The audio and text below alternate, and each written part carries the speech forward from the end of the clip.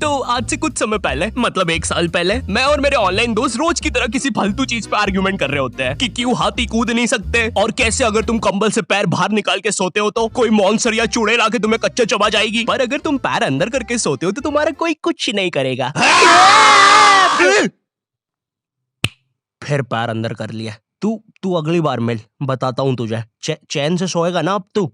ले तेरा light on कर दिया, अब ठंड में बिस्तर से उठना पड़ेगा।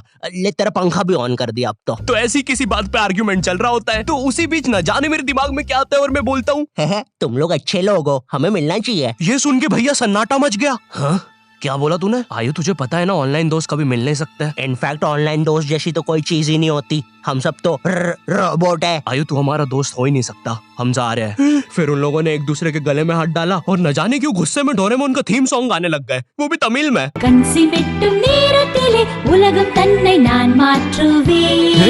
क्या? अब नहीं, ऐसा कुछ नहीं हुआ था। सॉरी गाइस, कुछ महीनों से जिंदगी थोड़ी सही नहीं चल रही है, इसलिए ऐसे जोक्स आ जाते हैं कभी कभार। खैर सरप्राइजिंगली मेरे ऑनलाइन दोस्तों ने मेरी मिलने वाली बात को सीरियसली लिया और इसी तरह हमारी Mumbai to Goa trip plan होती है, जो कि दिसंबर में थी। तो अब फास्ट फॉरवर्ड करते हैं सीधा दिसंबर तक ट्रिप का टाइम। तो अब कुछ रीजन की वजह से मुझे मुंबई प्लेन की जगह ट्रेन से जाना पड़ता है। नहीं, मैं एयरपोर्ट पर फटाका लगाता हुआ नहीं पकड़ाया था, थे कुछ रीजंस, थी कि सच में थे। तो मैं रात में ट्रेन में बैठता हूँ और सुबह में मुंबई पहुंच जाता हूँ। अब जो मुंबई पहली बार आता है ना, वो ना अलग अलग चीजों को देख के चौंकता है, जैसे वड्डी वड्डी बिल्डिंग्स, वड्डे वड्डे सुपरस्टार्स। और इधर मैं जैसे ही मुंबई के स्टेशन पे उतरा, ओ बहन की एलिवेटर स्टेशन पे, वो भी भाई साहब इसको एस्केलेटर बोलते हैं। एलिवेटर मतलब आंखों पे भरोसा ही नहीं हो रहा है। मैंने मम्मी को फोटो खींच के भेजी, मम्मी एलिवेटर, वो भी स्टेशन पे। भाई साहब एस्केलेटर होता है। देखो ये हमारे स्टेशन पे नहीं होते हैं, हमें पूरा ब्रिज पैरों से चढ़ना पड़ता है। और मेरे गांव के ब्रिज पता है बादलों में होते हैं। वो ब्रिज को इतनी ऊपर होने की जरूरत भी नहीं है, उसको किसी इंजीनियर ने भी नहीं बनाया है, ये गाँव के लोगों ने मस्ती मस्ती में उसको इतनी ऊपर तक बना के आ गए। अब वो स्टेशन का ब्रिज ना आउटर स्पेस तक पहुंच चुका है। साला कुली लेके भी जाओगे ना तो थोड़ा ऊपर जाके तुम्हारी कुली को भी कुली करना पड़ जाएगा।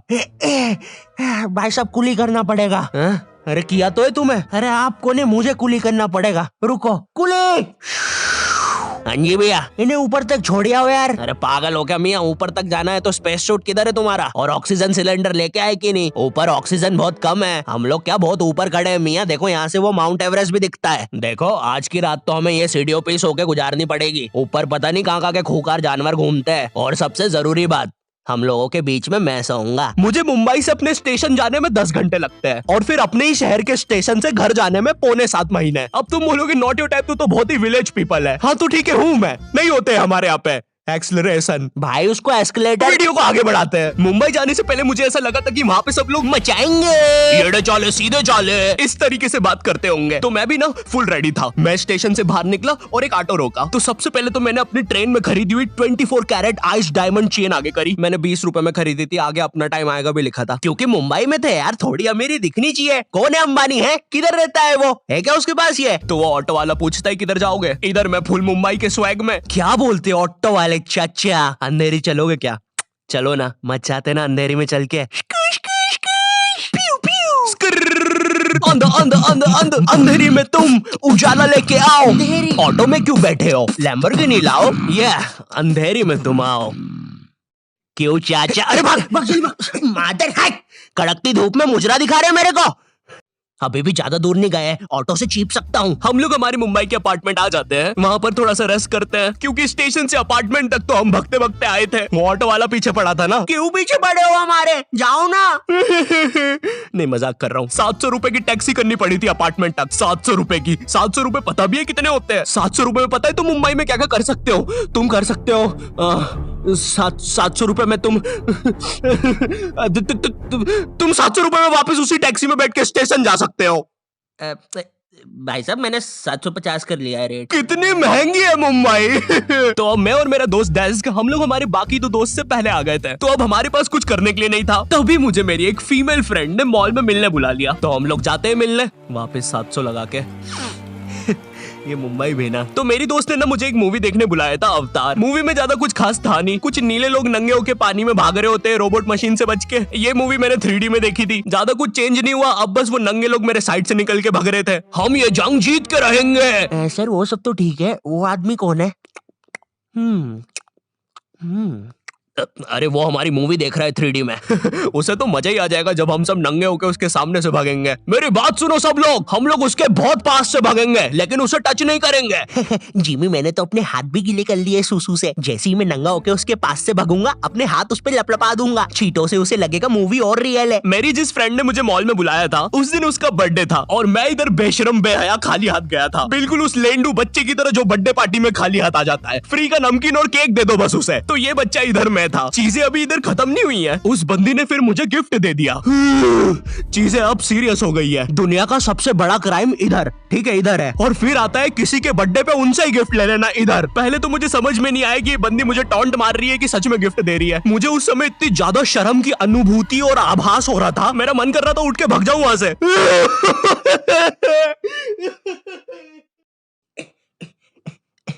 अरे वो बाहर बहुत गर्मी है ना, इसलिए मैंने सोचा स्प्राइट पी लूं आके। और पेरी पेरी फ्राइज भी मेरे फेवरेट है।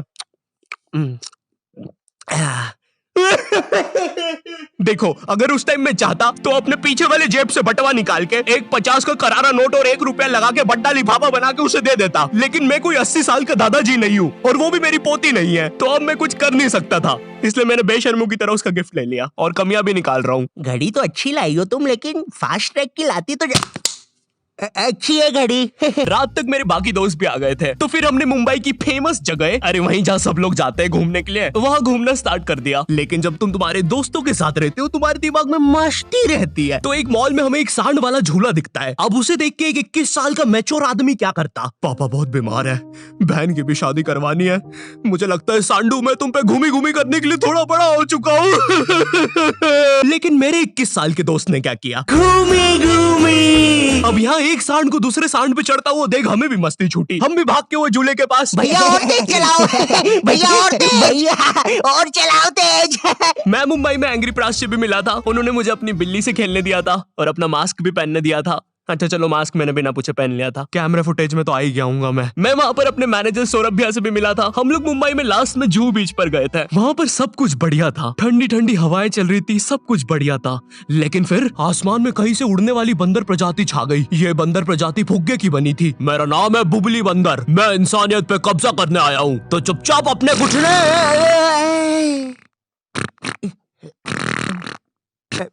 है दोस्त, क्या तुम प्लीज मेरी बुंड में हवा भर सकते हो? मुझे तुम्हारी दुनिया पे कब्जा करना है प्लीज। मुझे कोई दिक्कत नहीं है। कमलेश, कमलेश। हाँ मैंने सुन लिया था पहली बार में ही। कमलेश मैं जानती हूँ हम दोनों ज्यादा क्लोज नहीं है, लेकिन इसका मतलब ये नहीं तुम एक बंदर के साथ संबंध बना लोगे। मैं जा रही हूँ। कमलेश जाने दो उसे, मैं तुम्हें उससे भी ज्यादा चीजें दे सकता हूँ। मुंबई के बाद हम लोग निकलते हैं गोवा के लिए। गोवा काफी चिल जगह थी। मैं वहाँ पर काला भी हो गया था दिन भर बीच पर धूप में भटकने के कारण। सच में वहाँ पर धूप तो बहुत ही ज्यादा थी, मतलब इतनी ज्यादा कि जमीन के अंदर से लोग बाहर आ रहे थे या अंदर जा रहे थे। कोई मुझे बताएगा ये क्या हो रहा है यहाँ पे? गोवा में तुम ऐसे बीच पे राइड्स वगैरह कर सकते हो, जैसे जेट स्की। इसमें ना तुम्हें आगे टंकी पे बिठा लेंगे बच्चे की तरह और पानी का एक चक्कर काट के वापस ले आएंगे। ये चलो ना। अरे हो गया भैया, अरे हम तो किनारे से ही वापस आ गए। इसके बाद आती है कुछ जानलेवा राइड्स, डेंजर राइड, जिसमें तुम्हें बोट से समुद्र के बीचों बीच ले जाएंगे और पतंगा बना के उड़ा देंगे। एक और चीज रहती है, जब तुम समुद्र के बीचों बीच पहुंचते हो ना, तो वो बोट वाला तुमसे पूछता है कि तुम्हें पानी में जाना है क्या। तो अब यहाँ पे जिसको तैरना नहीं आता है वो तो कुछ नहीं बोलेगा, लेकिन उस समय मेरे दिमाग में पता नहीं क्या चल रहा था कि मुझे पूरे गोवा के एक्सपीरियंस लेने हैं। मुझे तैरना नहीं आता है, मैं उतर गया समुद्र में। शुरुआत के 3.25 सेकंड तो कुछ भी नहीं हुआ, फिर पानी मुझे नीचे खींचने लगता है। ये तो कुछ भी नहीं, अब मैं बोट से भी दूर जा रहा हूँ धीरे धीरे। भैया भैया भैया भैया घंटा नहीं सुन रहा मेरी बात, मेरी इधर फटी पड़ी है, मैं कुछ भी चिल्ला रहा हूँ पानी में। भैया बीमारी है मुझे, ले लो ऊपर। भैया मैं माँ बनने वाला हूँ, ऊपर लो। उस समय कोई दूर से शार्क वार्क भी देख रहा होता ना तो उसे भी दया आ जाती। ओए बच्चे को क्यों परेशान कर रहे हो बे? चलो ऊपर लो इसको, खा लूंगा वरना इसे। चलो बेटा ऊपर चढ़ो तो। हाँ चलो चलो। जैसे तैसे वो बोट वाले ने मेरे को ऊपर लिया। अरे भैया क्या बच्चे ऐसे चिल्ला रहे थे, स्विमिंग सिखा रहे थे तुमको? अच्छा समुंदर में, वो भी तेरे को ड्राइविंग सिखाने का बोलता तो तू तो रॉकेट में बिठा देता मेरे को। पागल। सबने ना मेरा बहुत मजाक उड़ाया कि पानी में गया बच्चों जैसा रो रहा था, लेकिन वो कहते हैं ना सबका टाइम आता है। हम लोग ना उसके बाद एक बनाना राइड पे जाते हैं, जिसपे तुम्हें एक बनाना शेप चीज पे बिठाते हैं और उसे नाव से खींचते हैं और बीच समुद्र में ले जाके फेंक देते हैं। तुम्हें पहले नहीं बताएंगे कि तुम्हें फेंकने वाले हैं। उसने हम सबको लेके गया और फेंक दिया। अब सब मुझसे भी गंदे रो रहे हैं पानी में। भैया हम मर गए, हम मर गए। पीछे लाइफ गार्ड आ रहा है। अरे भैया इतनी दूर जाओगे तो सच में मर जाओगे। मेरे पास क्लिप पड़ी इधर सबकी रोते हुए, मैं लगा दूंगा। मैं तो करना करना। अरे कुछ नहीं होता। नहीं करना भाई, मरना क्या? चुप रहो। नहीं करना भाई।